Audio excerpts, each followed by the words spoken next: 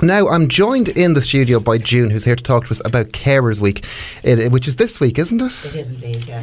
So, June, I suppose first of all, we'll start off with June O'Connor. I beg your pardon, I was just had a mental blank there for a moment. So I suppose first of all, before we kind of start talking about Carers Week, tell us your association with Carers Week. You've a brother, Paul. Yes. So tell us a bit about Paul. Okay, Paul attends the clubhouse in Dunleary. Okay, this is the acquired brain injury clubhouse. Is it? Okay. Yes, it is the acquired brain injury Ireland. He did suffer a head injury when he was 18 years old. Okay, and at that time, there wasn't the facilities that we have now. Which I'm very grateful for the clubhouse in Dunleary where he attends. It gives me a bit of respite. Yeah. Because it can be quite difficult to try and place him. I do work myself. So now at this given time, at this moment, he is not left on his own. Right. And this has in the past 3 years. Previous to that, we would set out things for him to do, and he would be very happy to do it. Until I noticed 4 years ago that things were changing, and it was very rapid. Okay. So he began to deteriorate? Or? Yes, he did. Okay. He started to deteriorate in regards his thinking and in doing things. Right, and this is still as a result of the head injury he suffered many. So I suppose take us back to when Paul was 18. Prior to the accident, he lived a normal life, did he? He lived a fabulous life. Okay. And had a great outlook and was going places. He was a great businessman. Right, okay. Great with figures. Brilliant with figers. Okay. And had his own sideline. So this was the guy that really looked like he was going somewhere. Oh, yeah. He was going somewhere. He'd just bought a new motorbike, 750. And that particular day, he did not take the bike. He went walking. Right. And was knocked down on an Easter Monday. Right. Okay. But he. So were the changes in him immediate? That basically or were they kind of gradual as months went on afterwards? No. Was he in hospital for a long time? Yes, he was. He was in a coma for 6 weeks. Okay. And he was then he stayed in hospital for approximately 3 months, and then was transferred to the rehab on Rochestown Avenue because he was paralysed. So he was in a wheelchair and had suffered a stroke as well. So it was there, and from there, that he learned to improve. He had to learn to talk, to walk. Right, okay. So he had to start from scratch again? Yes, he did. Oh, wow, okay. Yes, he did. He was in the rehab for 18 months. Yeah. And then my parents, he was allowed home the weekends, and from there he learned to walk. He no longer needed the wheelchair. Yeah. He got the power of his hands back. And yes. So he lost all his motor skills, basically? He did, for a certain amount of time. But they knew it could be brought back with work. Physio, yeah. Okay. But the main, I think, carer at that time would have been my mother. Yeah, because I was just going to say, so you were telling me, was it for 24 years? You've been his carer now for 24 years, was it? Yes. And your parents prior to that were his carers. So I suppose that's really what we're here to talk about, is carers. And as you've already said yourself, there are times you need respite.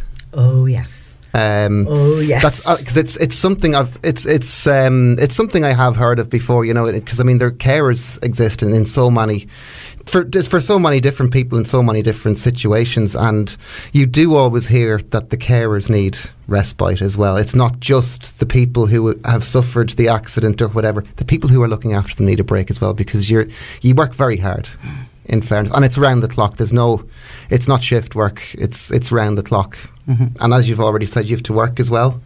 yourself? Oh yes, I work. I totally agree with you there. There's not, particularly if it's a family member that's a carer. There's an extra added duty of care. Yeah, I think it's once the family is there, it's people just it's the family. You know, that's more or less at the time. Oh, that's the duty.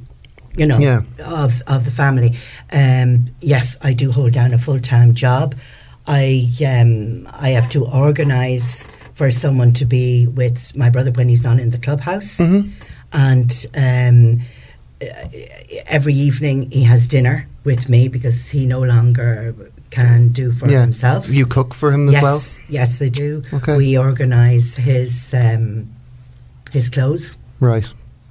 So everything now, basically. in the past 3 years, yes. Previous to that, no, it was easy. Yeah. But it's now because he doesn't initiate anymore. Okay. And we have to organise for him to make the day go a little bit swiftly and smoothly for everyone. You know, for carer, as I am the carer. So he attends the Acquired Brain Injury Clubhouse, which is in Dunleary. So when does he attend it? Is this daily, on weekdays, or...? No, they allowed them to attend. They have different things on each day. So, and they sign up. Okay. The guys that go there, they can sign up for different things. They have different things on each activities day. And whatever. Exactly, Okay. like cooking or music or art or computers or gardening. Yeah. So you kind of pick what you're interested in, kind of. Okay. Exactly. And so what does Paul do with them? Well, Paul is very musical minded. Okay. But and did play the guitar and was a great singer. Oh, right. Did do gigs. Yeah. But he more or less likes to be outside. So he chose the Wednesday and he does the gardening. Oh, very good. And because he really likes being outside. He doesn't like being cooped in.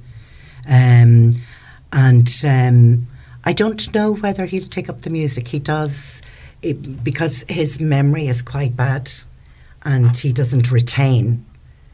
Sometimes he'll pick up the guitar and he'll play. Yeah. But then again, you know, you could say to him, "Can you play what you played yesterday?" And he doesn't retain it. Yeah, he doesn't remember. He would just go with what he has on that day. On that day, in that moment, kind of thing. Okay, that's it's so we're talking about Carers Week, as we said. So who cares for Paul then when you're not around and when he's not in the club? Is it other family members or? No, I'm my son works. My son. Okay, that's what I meant to ask you as well. So as well as all this, you have a family yourself as well. I do. Okay, I so do. This is something else you see that has to be taken into. Yeah. Because I mean, you work, you have a family, you have kids and whatever, as well as all of this. I mean, you're just flat out.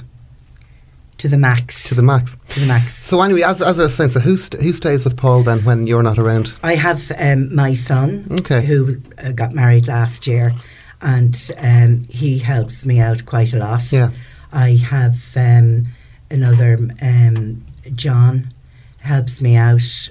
He's part of our circle. Okay. And he's retired. Yeah. And would look after him while I'm out at work.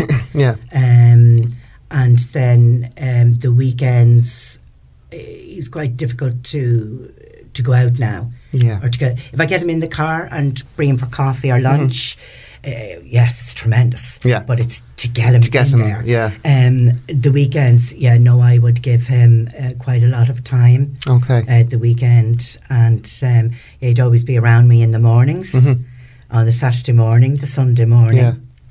And he'd be back with me Sunday evening for dinner. Because as you said to me off air before we came on, Paul doesn't actually live with you. He lives on his own, does he, in the family home? He lives in the family home. But it's literally a minute away from 60 you. seconds. 60 seconds. Yeah. So do you have to go get him his breakfast in the morning, or can he? He's fine with that. Okay. In the morning. For lunch, we would probably have. I would leave it ready, or he'd say, no, I can get it myself. It depends on the day. On the day, yeah. Okay. Dinners, no. He's got to have dinner with me so that I can see that he, is having a dinner. And I also know he's having the lunch. Breakfast is fine. He seems to be he'll get his breakfast. Yeah. He won't do anything. He won't get lunch or dinner. So I'm reading the figures here because I mean you're just from what you're sounding like. I mean it's a round the clock job, isn't it? Yeah. As well as everything else that you've got kind of going on. You're only one of 360,000 other family carers who are kind of in a similar situation in Ireland. This is according to the CSO. So this week, anyway, is National Carers Week. It's coordinated by the Care Alliance in Ireland in partnership with 10 other leading Irish organisations who support family carers. They are the Alzheimer's Society, the Irish Cancer Society, Family Carers Ireland, the Disability Federation of Ireland, MS Ireland, Acquired Brain Injury Ireland, Inclusion Ireland, St Michael's House, the Irish Hospice Foundation and the Special Needs Parents Association. And when you read through all the associations as well, you see all the different kind of backgrounds that people come from that they might require a family carer.